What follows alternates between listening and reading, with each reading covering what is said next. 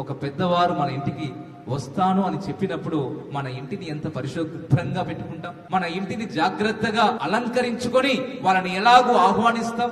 ఈ లోకములో ఉన్నటువంటి గౌరవనీయులైనటువంటి పెద్దలను ఆహ్వానించినప్పుడు నీ ఇంటిని అంత పరిశుభ్రంగా పెట్టుకొని ఆహ్వానించి వారికి ఆతిథ్యం ఇస్తున్నావే, మరి సృష్టికర్త అయిన దేవుడు నీ జీవితంలో అద్భుతాలు ఆశ్చర్య కార్యాలు చేయాలని ఆశిస్తున్న దేవుడు నీ హృదయములో ఉండాలని ఆశించేటువంటి ఆ దేవుడు ఆశీర్వాదకరంగా చేయాలని ఇష్టపడతా ఉన్నాడు.